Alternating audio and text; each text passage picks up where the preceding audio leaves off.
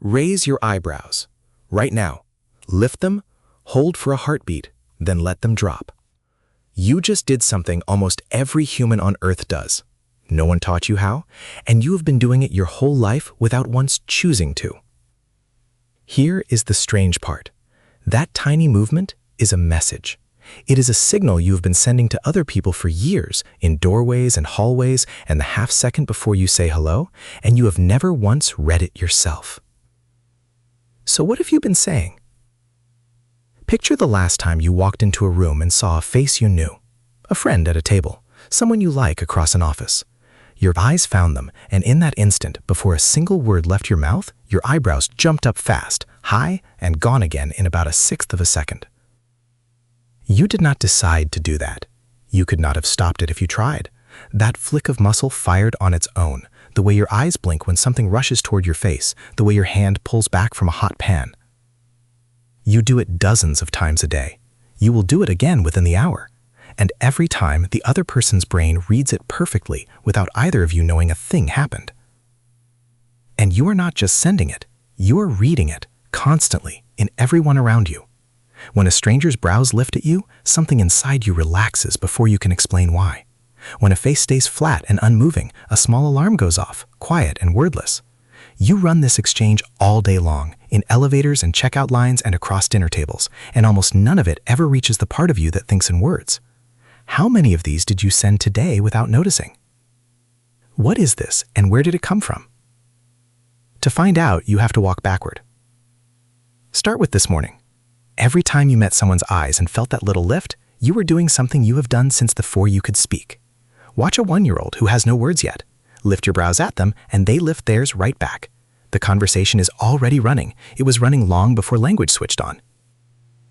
Infants lock onto faces before they can focus on anything else in the room. Long before a baby has a name for you, it is reading your forehead, watching for that lift, learning that a face which opens toward it is a face that is safe. The greeting is one of the first conversations any human ever has, and it happens entirely above the eyes. Now step back further. Not in your life, in everyone's. In the 1960s, a scientist named Eibl-Eibesfeldt set out to answer a simple question. Are human greetings learned, like a handshake, or are they built in, like a heartbeat? He was an ethnologist, a scientist who studies behavior in the wild, the way others study animals in a forest. So he did something clever. He built a camera with a lens that pointed sideways. He could aim his body one way while the camera quietly filmed someone standing off to his side, and they never knew they were being recorded. Then he traveled. Samoa, Papua New Guinea, the Himba and the San of southern Africa, the Yanomami deep in the Amazon. People who had never met an outsider, never seen a film, never shared a language with him or with each other. And he filmed them greeting their friends. Every single group did the same thing. When two people who liked each other met, their eyebrows rose up high for about a sixth of a second at the exact moment of recognition. He gave it a name. In German, he called it the Augengruß, the eye greeting. In English, you know it as the eyebrow flash. Stop and feel how strange that is. A man with a hidden camera on 4 continents filming people with nothing in common, and their faces all spoke the same word. And he noticed something else. The flash had a second life. Keep it quick, and it means hello. But hold it a half beat longer, aim it across a room at someone you are drawn to, and the very same muscles say something entirely different. A slow eyebrow flash in every culture he filmed was a signal of attraction, a silent line thrown between two people who have not spoken yet. You have almost certainly sent that one too.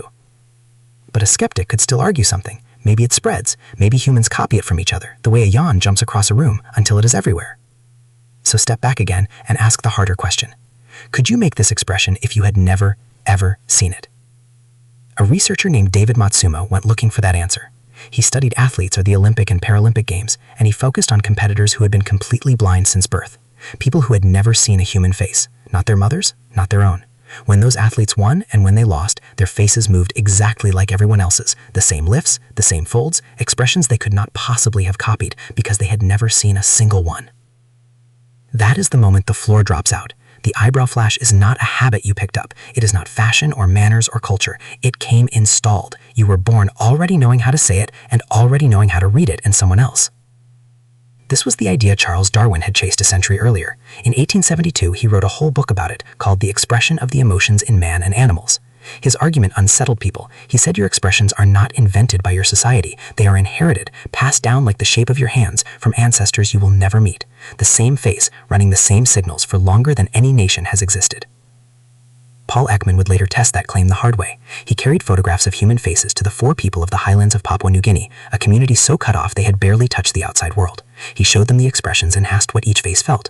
They read them correctly. A smile was a smile. Fear was fear. A surprised, brow-raised face meant the same to them as it would to you.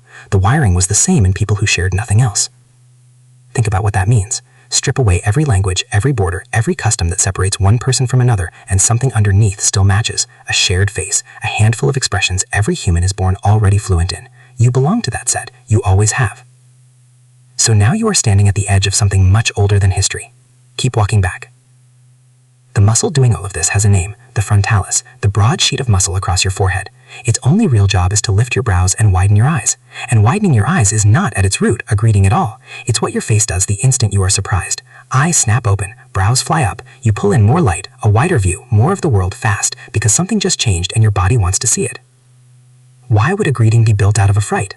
Because surprise is the most honest thing a face can do. It is fast, it is involuntary, and it throws your eyes wide open toward whatever caught your attention. Which means for a flickering instant, you are giving someone your complete and undivided notice. There is no better way to say, I am paying attention to you, than with a reflex you cannot fake. You can watch pieces of this in other animals. Chimpanzees and gorillas raise their brows and widen their eyes in tense, uncertain moments, showing the bare skin around the eye to signal what they feel before any sound is made. The face was broadcasting long before the voice. Your ancestors were holding entire conversations with their eyebrows while words were still millions of years away. That is where this comes from. The greeting is a borrowed reflex. Go all the way down now, past language, past your species' first words, to a time when a face was the only sentence anyone had. 2 creatures meet. There is a question hanging in the air between them. The oldest question there is, are you a threat? And one of them answers without a sound. The eyes go wide and open for a flickering moment. I see you. I am looking right at you. I am not hiding, and I am not afraid. Over an unimaginable stretch of time, that flash of open, surprised eyes hardened into something gentler. It stopped meaning only that I am startled, and started meaning, I see you, and I am glad. The reflex became a welcome. The startle became a hello. And here's the quiet miracle of it. That ancient meaning never left. It is still in there, underneath the modern hello, every single time. You are not just being polite in a doorway, you are running a program older than fire. That is what your eyebrows have been saying your whole life. Every flash and every doorway was a tiny, ancient sentence. I see you, I mean you no harm. It is the oldest greeting on earth, and you speak it fluently, and you never knew you were speaking at all. Now snap back to today, because the story is not finished. It is still being spoken on your face, right now, in your own life. There is a twist. The flash is not welcome everywhere. Eibl-Eibesfeldt raised this too. In Japan, people often hold the eyebrow flash back with strangers, because firing it at someone you do not know can feel too forward, too intimate, almost rude. In much of Europe and the Americas, it is the opposite. A warm flash at a stranger reads as friendly, and a face that stays flat and still can feel cold, even hostile. The same 1/6 of a second, 2 opposite meanings. And when it's missing, you feel that too. A person who meets your eyes with a perfectly still face can unsettle you in a way you cannot quite name. No threat has been made, no word has been said, but the ancient line went quiet, the silent all clear never came, and some old part of you stays standing guard. So here is something to carry out of this. Watch for it tomorrow. Watch the next person who greets you, and see whether their brows lift. Notice who flashes at you, and who keeps a still face, and notice what it does to the way you feel about them in an instant, before you can think. Which kind of greeting is the one you grew up inside? You will never see a hello the same way again. Because you are part of an unbroken chain. Every ancestor in your line, all the way down, met other faces and answered that silent question, are you a threat? With the same small flick of muscle you used this morning. Not one of them taught the next. It didn't need teaching. It was already there, waiting in the face, the way it is waiting in yours. The next time you walk into a room and your eyes catch a face you love, and you feel your brows lift before you can say a word, you will know exactly what you are doing. You are saying the oldest thing a human has ever said, and you are saying it without a sound.